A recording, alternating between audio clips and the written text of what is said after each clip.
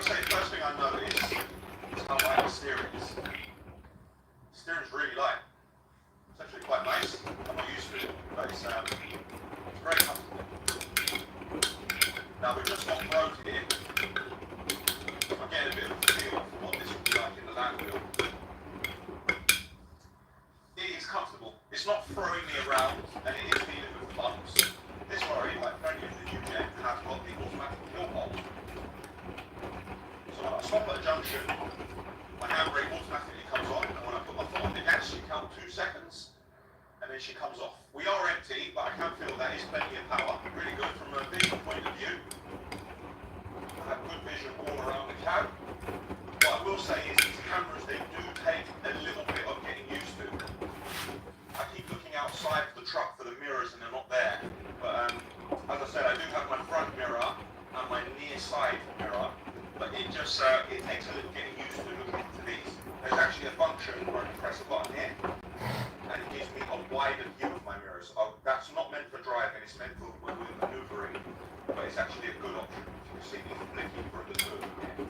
As a driver, I know how annoying it is, people telling me how to drive. The first thing they do, they get in the truck, they tell you how to drive. Very annoying. So I went out with someone from Mercedes who was telling me how to drive, and I thought to myself, I'm going to give him 5 minutes. What he tried to teach me is that this lorry has a 3-stage retarder brake, and I should use the retarder brake in conjunction with click down, and it would really save the lorry on fuel. So I said I'd give it a go, and I was actually pleasantly surprised. While driving, we have 3 stages of click down. So with click down 1, the engine is braking for me, and I can drop down the gear. And if we click down again, 1, and we click down again, and then we can click off, and we can carry on driving as well. This helps dramatically with fuel, and also with the wear and tear of the lorry on your brakes and discs and on your entire driveline, because you're using the engine and the gearbox to slow down. What Mercedes want you to do is actually use this retarder brake and the click down system in conjunction with their PPC, and apparently that is the perfect way to drive. So we're going to give it a go. I'm going to accelerate up to a roundabout, and I'm going to put on my cruise control, and I'm going to just steer, and I'm going to let the truck dictate what happens at the roundabout. Now it's important to say that this only works when entering a roundabout if there's nobody else on the roundabout. So I've set my speed at 30 miles an hour, so the truck is actually driving for me. So we enter the roundabout. The truck is slowing down by itself. The roundabout is clear. I'm on the roundabout. We are 14, 15 miles an hour. I've indicated to leave the roundabout, and the truck is accelerating by itself. And we're going uphill. I can't believe I just did that. We're now on a hill, and the truck has decided that we'll save fuel if we coast. So we are now coasting down the hill, applying no acceleration. That's my PPC.